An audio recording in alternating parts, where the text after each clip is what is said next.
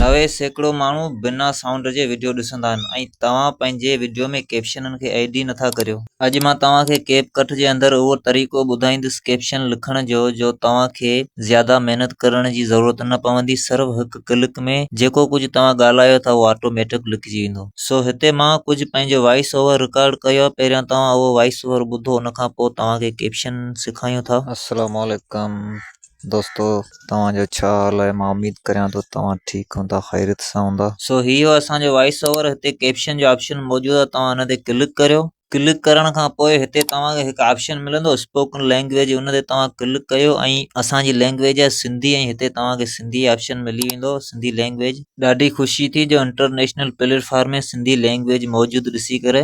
देन उन खां पोइ तव्हांखे ऑप्शन मिली वेंदो जनरेट फ्रॉम, त तव्हां हिते वॉइस ओवर ते क्लिक कयो। छो असांजे वीडियो जी आवाज़ न आहे, सिर्फ़ु असांजो वॉइस ओवर आहे। सो तव्हां वॉइस ओवर एड करे डन कयो ऐं उन खां पोइ हिते तव्हांखे ऑप्शन मिलंदो टेम्पलेट्स। हे सभु टेम्पलेट हे स्टाइल कैप्शन जा, ठीकु आहे दोस्तों। हिन में तव्हां पंहिंजी मर्ज़ी सां को बि चूज़ कयो जेको तव्हांखे बहितर लॻे। मां हिकु प्रैक्टिस जे लाइ चूज़ कयां थो। बसि इहे 2-3 सेटिंगूं ऑन करण खां पोइ तव्हां जनरेट ते क्लिक कयो ऐं हिते थोरो तव्हांखे वेट करिणो पवंदो, बसि 2-3 सेकंड। सो असांजा कैप्शन हिते रेडी थी चुका आहिनि। बसि हिन में सिर्फ़ु हिकु मिस्टेक थी वई आहे जंहिंखे असां चंद सेकंडनि में ख़तमु था कयूं। उहा आहे हे जेके असांजा कैप्शन आहिनि उहे सिंधी में टुटल फिटल लॻनि था। सो हुनखे सेट करणु तमामु ईज़ी आहे। सो उन जे लाइ तव्हांखे सिर्फ़ु हिते पहिरीं लाइन ते क्लिक करे ऐं हेठि तव्हांखे ऑप्शन मिलंदो स्टाइल जो, तव्हां स्टाइल ते क्लिक कयो।